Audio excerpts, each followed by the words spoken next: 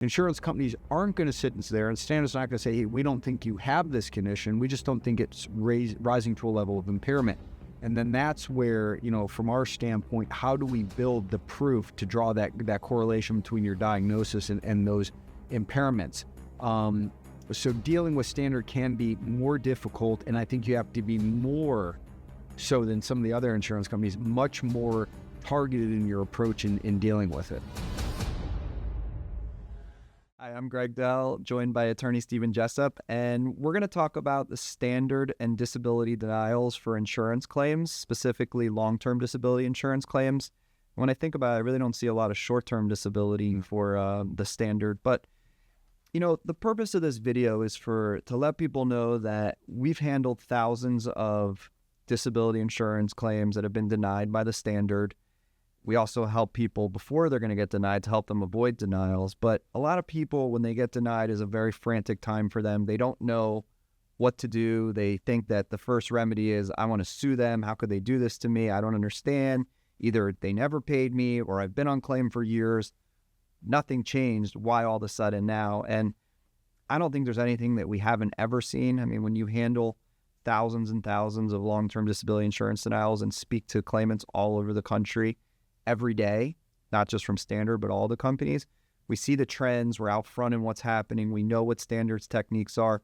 We've been to Portland, Oregon to depose Standard at all different levels of all their employees. We know their internal workings, everything from their medical teams, through their claim reps, through their lawyers, how everything's done. So when we get a denial, it's almost like business as usual for us, but we understand for the claimants it's not.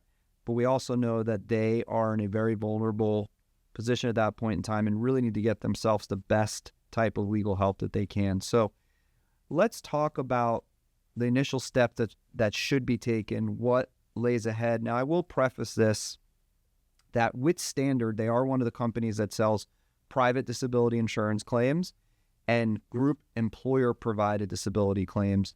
The private individual claims are the ones where you can just go to court and sue them if you want. And the group employer provider ones are the ones that are governed by ERISA. We have lots of videos out there to talk about what ERISA is and the regulations that go with that.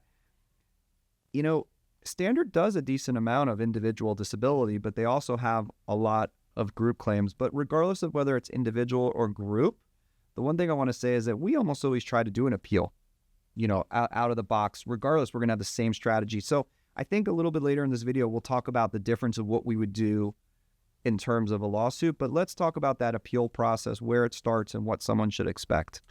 Yeah, the appeal is always going to start with the denial letter, in the sense that Standard, whether it's an individual policy or an ERISA-governed group policy from your employer, is going to set forth the rationale. And like you had said, they're one of the few companies that do both policies. So typically a denial letter kind of tracked the same way, right? Even the employer-provided group stuff, where some insurance companies do very minimal reviews, my experience is Standard does a more thorough review on their cases. And if you have a group policy through your employer, you have to file an appeal under the law. But even with the individual policy, where technically, like you said, you can go right into lawsuit, it usually benefits you to go through that appeal process, because there could still be things that are missing in the case or that we could add to your case in order to get the benefits approved without having to go through years of litigation. I think, and I just spoke to, earlier today, I was talking to someone who had a Standard disability denial. And one of the things I explained to them, because I think Standard is one of the better companies out there, but, what makes them better in the sense than the other ones? Well, number one, they don't have the volume. They're not a mass producer they're not like a volume factory. They're more of a boutique type disability company, even though they're still one of the top 10 largest companies, but there's such a difference between the top 5 and the bottom 5 of the 10. They just have better employed claims examiners, usually, is my experience. They're better educated, they're better trained, they may have better resources. They're not always looking with an eye of just what can I find that's missing to deny. And so I'm not saying they always do the most reasonable review and come to the most reasonable decision, but when you have better skilled people who do better, more detailed denial letters, what that means is that you need to make your medical support and your evidence in support of disability better because they're going to do a good job at picking out what you don't have. And so whereas you could go to one of these other companies who's not as thorough, not as detailed, and you're going to get a crappy review from them. So it's easy to tear apart the other disability insurance companies. But Standard is usually going to point out the inconsistencies in your record or things that might be missing. Now, doesn't mean you're not disabled, doesn't mean we can't overcome that. But what I think I'm trying to say is you have a bigger battle ahead of you. It's much more difficult on the Standard. You're right. By volume, we don't see them as much. And they've done usually very thorough reviews as to why they're denying the case. We may not always agree with it, but, in those reviews, then I think it also helps us be able to hone when information is missing. What can we add to the record? Something that, you've said many times before, this idea of diagnosis doesn't equal disability. I mean, just because you have a condition doesn't mean you're disabled from it. So a lot of times people submit the medical records, which, a lot of times aren't as thorough as they should be, the easiest way to put it. Insurance companies aren't going to sit there, and Standard's not going to say, hey, we don't think you have this condition. We just don't think it's rising to a level of impairment.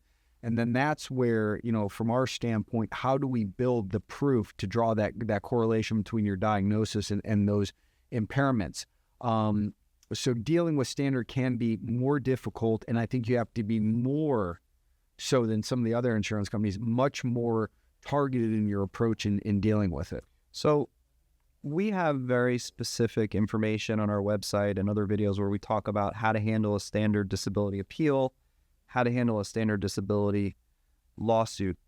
But what are your thoughts when you think about like the top reasons that you see a standard disability denial come about? It's generally speaking medical information being insufficient. There's not enough support in the records to correlate to the complaints the individual may have. The doctors aren't documenting well in the medical records. One I can think of I had recently on a ERISA governed policy was the person just wasn't really treating at all, right? When they went out on disability, they hadn't been to the doctor yet. So there was argument about were you disabled as time of disability. So it all though really centers around the medical. Sometimes on the individual disabilities, we see other legal arguments that are made, like late notice of claim of filing and things of that nature. But I think globally, the biggest reason is that there is something in their opinion that's lacking in your medical information to support the inability for you to do your job. Okay. That's definitely probably the number one reason is a lack of medical support. I would say the second biggest reason for a standard denial is going to come about in their change of definition. Mm-hmm. And what I mean by that is their change of definition of disability. They almost always offer a 24-month own occupation definition of disability, which means you're unable to perform substantial material duties of your occupation. And then they switch it to unable to perform any occupation. However, one of the things that I've been seeing in some of their better written policies is that any occupation is not just any occupation, like go to McDonald's or be a librarian. It's any occupation which pays 60% of your pre-disability earnings. And that's important because if you were someone who was earning $200,000 a year pre-disability, now they got to find a job that says you could work and make $120,000 a year. Well, if you had a job that was sedentary or you were an executive or whatever the classification of that job was, if you couldn't make $200,000, it's not likely you can make $120,000. However, what happens with this 24-month definition, as you know, is it's like a fresh look at the claim. Even though they're always looking at it, but they're really looking at it because in their internal systems, it's change of definition coming up. Is the person should be recovered by now? Why aren't they recovered? Why haven't they gone back to work? Where are they at with their medical treatment? And unfortunately, a lot of people let their guard down. Yeah, I was going to say, lulled into a false sense of security. They've been on claim, hasn't been too problematic. They may get notice 6 months prior to that transition date that review is going to occur. But you're right. I think they let their guard down, maybe not going to the doctor as much, aren't as vigilant as they were when they initially started the case. So that's the biggest time that I see. And you can be very proactive and avoid that kind of denial by the standard if you goes back to the medical records. You're really strong on the medical records. If there's any objective testing that you didn't get, you go out and get that objective testing done. Those are ways to beat that. The other thing is we always talk about symptom logs. And today, again, someone I was talking to, how am I supposed to prove I'm fatigued? how do I do that? I go, well, there's no test, there's no machine Correct. that you can go to say you're fatigued. I go, but I'll tell you what you can do. Keep a log for 30 to 60 days of every way that you're feeling, what your symptoms are, times that it's affecting your day, where you had to go nap for an hour and a half, or you were supposed to go somewhere and you canceled, or you didn't go to dinner that night, or you didn't get out of bed till 11 o'clock because you couldn't move, or while you were there all morning, you still felt like you were in a big fog the whole morning and you couldn't do anything, or your wife or your child or someone asked you to do 3 things and you forgot 2 of them and could only get 1 done. This happens every day to the people who have fatigue or multitasking or uncomfortable, because you're focused on your pain. Unfortunately, you're focused on the discomfort that you're having, or the uncomfortable feelings that you have, and so you don't get things done, but you don't document them. And so Correct. we work with clients. We provide a system through our office also to help people do that. But what courts have said is that these complaints, if they're there, become almost objective evidence. They objectify the subjective complaints, because every court in the world knows that you can't prove fatigue from an objective type test. So this is a way that you do that. But the third denial reason that I want you to talk about is these limitations in the policy, especially that we see with the standard. That's a big one, because standard, it really comes down to, on the employer side, right? Yeah. What your employer wants to pay for in coverage. Right. Typical ones you'll see are 24-month for mental health or substance abuse disorders, but standard does have a litany of other ones. Neuromusculoskeletal, they'll have ones related to viral syndromes like Epstein-Barr, chronic fatigue syndrome.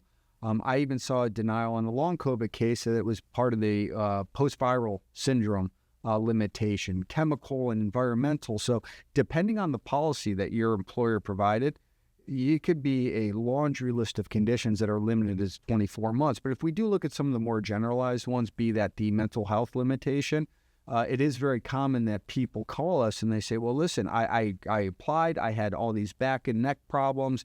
I also had depression. They said my back and neck were not disabling me, but they approved me for, the mental health. Well, that's to try to limit to 24 months. So us knowing what the language and limitations in the policy, and then how we can shape the medical to show that you can get around, certain, limitations that they may have. But that can be a real, hit or miss as to what the language in the specific policy is going to be. That's why, if possible, I always suggest people trying to get a copy of their policy. And another point that, believe it or not, I've seen it many times is Standard has a provision in their policy about deductible sources of income. A lot of people know, many claimants who contact us have already been approved by Social Security Disability, and they're getting an offset for that. But some people have like a little company they're running, whether it's a little thing on Etsy or they wanted to write a book, or they did some other thing and they might have done it with their spouse, or it's just something they always had. And it might bring in some money and they can do it here and there. But the worst example I have is a family. I remember a client I had who worked, husband and wife in a family. She got cancer. There was no doubt she wasn't working. Standard knew she wasn't working, but she was still the 50% owner of the company. The company was a successful air conditioning company. They were making money. Well, what happened was Standard was paying her all along. Tax returns came back. Company made a couple $100,000. 50% of the distributions of that business went to our client, or it wasn't our client at the time, but went to her. She called us after this, and Standard said, look, you got a distribution. We know you didn't work, but that income attributed to you wipes out your entire benefit. And then because of the fact that she made more than 80% of what she used to make, it terminated the policy. Wow. So people have these little things just going on. They get sick. They don't think about their structure of what they had before was a little side business or something else, or they owned it with their spouse. So you need to be aware of that. You need to get your name off of that particular company, put it into the other person's name, because that business can run without you particular. So it's a very technical thing, but I've seen it many, many times, and it's because of this deductible source of income. Many other policies avoid that because it says income for services performed by you, which makes sense. Why are you penalizing me for work that I didn't do? I have to, it doesn't make sense. I got sick, so I built this company up my whole life. Now I have to sell my interest in that company. I can't get the benefits. I mean, like Bill Gates and Jeff Bezos are retired from the company, they still get distributions as stockholders. But if they had a disability policy with Standard, they'd have to sell all their shares, otherwise it would wipe out their benefits. They're not the best example to that mind. I think they'd be okay. Yeah. So, okay. But those are the denial reasons we talked about. I want to encourage people to check out our other stuff and call us if you've been denied, no matter what stage, if it's an appeal, if it's a lawsuit, no matter where you live in the country, we're available to assist you. We want to immediately review your denial letter, provide you with a free consultation, and we're going to give you a real straightforward answer as to what we think we could do for you, what the fees are going to be, and we look forward to the opportunity to speak with you.